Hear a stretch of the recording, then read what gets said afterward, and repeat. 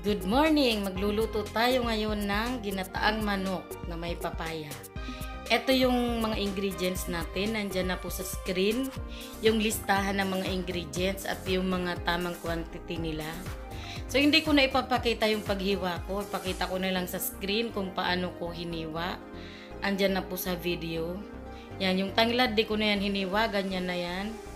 Yung sili din buo lang para hindi umanghang. So, kasi may mga, alam mo naman, mga Bicol, mahilig sa sili. Ayan. So, yung manok, medyo malalaki lang yung pagkakahiwa ko sa mga manok. Ayan. Start na tayo. Ilagay ko na yung mantika. Tapos, pag mainit na to, ilagay na natin yung sibuyas. Pag nagluluto ako, inuuna ko lagi yung sibuyas kaysa sa bawang. Kasi lagi ako nasusunugan ng bawang. So, unahin natin ngayon yung sibuyas. At saka natin isunod yung bawang.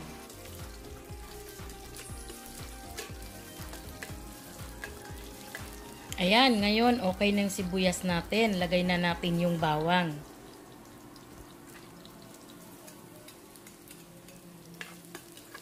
Antayin lang natin na maging golden brown yung bawang.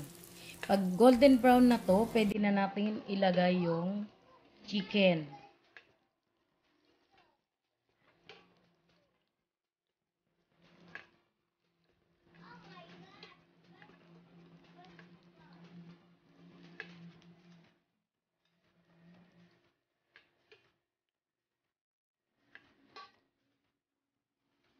Ilagay na natin yung chicken.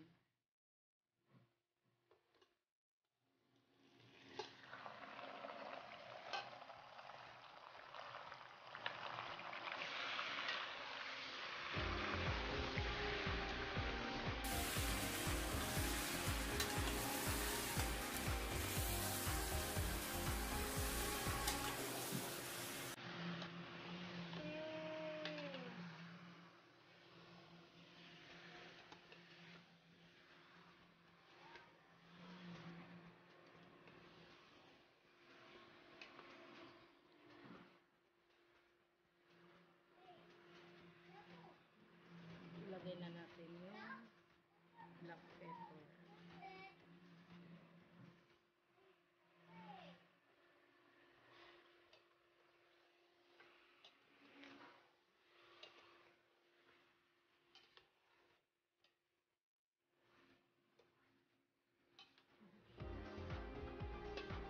At ilagay na natin yung tanglad.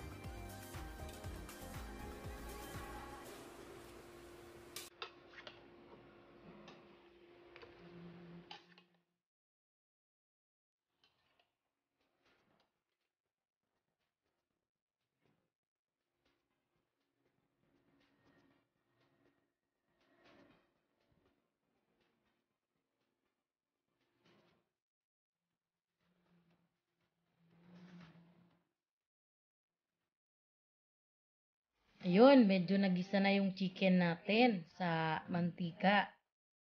Kung mapapansin nyo, medyo parang naluto-luto na rin to. So, this time po, pwede na nating ilagay yung gata. Ayan, ito na yung gata natin. Wow, mukhang masarap na. Aamoy ko yung amoy ng tanglad. Ang bango talaga ng tanglad. Naaalala ko ganito lagi niluluto namin sa Bicol. Pero yung chicken namin doon native. Kinukuha lang sa bakuran namin kasi marami kaming alaga. So yun, this time para lumambot yung papaya, since medyo matigas to, ilagay na natin siya. So yung papaya natin fresh from the farm talaga to. Marami kasi kaming tanim na papaya dito sa bakuran namin. So, kinuha ko lang din yung papaya na yan.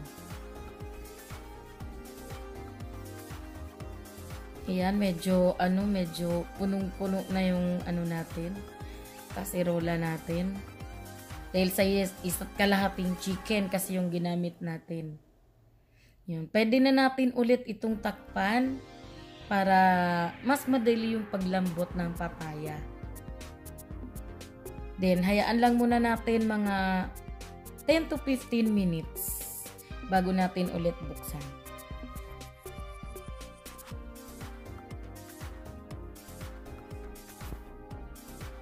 Ayan, check na natin ulit. Wow!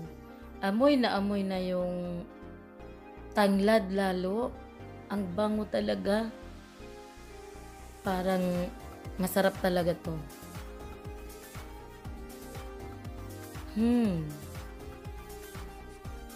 Sigurado ako magugustuhan na naman to ng mga kakain. Lagay natin yung siling labuyo. Huwag sanang madurog kasi ako mismo, ako yung Bicolanang hindi ko makain ng maanghang. Hindi ko mararamdaman yung luto ko. Takpan ulit natin mga another 5 minutes.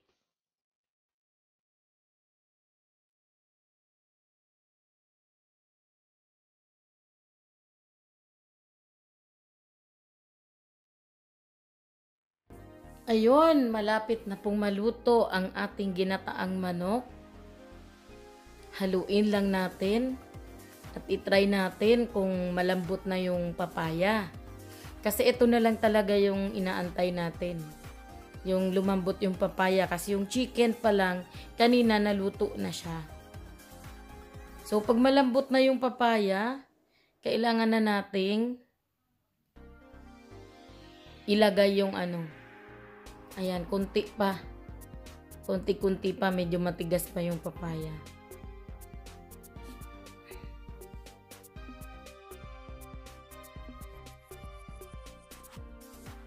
Plan muna natin siya, lagyan natin ng kunting asin. So hindi po ito pwedeng medyo malasa ng gusto yung asin. Kasi madali siyang maano dito sa ginataan. Kailangan konti lang talaga yung asin or else magiging maalat yung ginataang manok natin.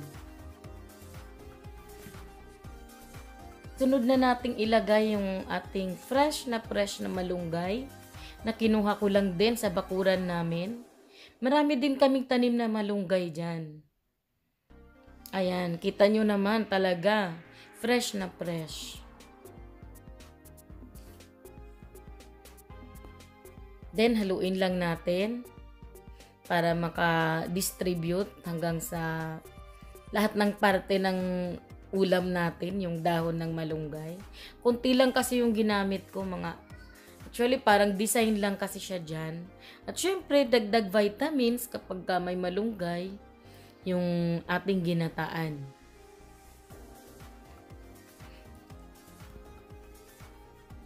Ayan. Try natin ulit kung malambot na yung papaya natin. Medyo makulit yung papaya natin na ginamit ngayon. Hindi ko alam bakit medyo matigas talaga siya. Dahil siguro sa fresh na fresh. Yan. Pero halos luto na siya. Okay na siya sa lasa. Pero gusto ko pa siyang takpan ng konti.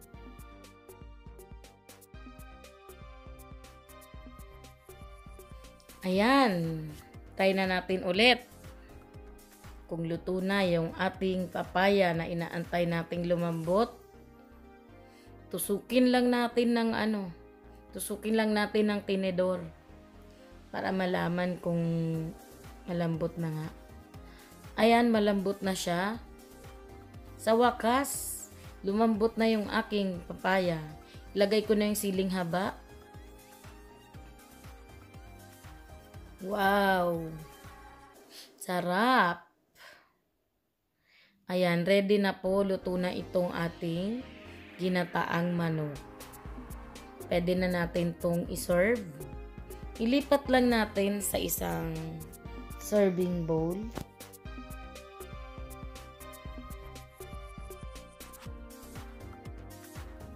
Ayan, ready na po ang ating ginataang manok na may papaya na maraming sili. Nawa ay mayroon na naman po kayong bagong natutunan sa akin ngayon. At sana po masubukan nyo rin. Sana matry nyo din na lutuin ito sa mga hindi ko mapapatikim nito. Kasi dadalhin ko ito mamaya sa office para ipatikim sa mga kasama ko. So yun lang po, maraming salamat po sa mga nanood. At sa mga hindi pa po nakasubscribe, i-click nyo na po yung subscribe.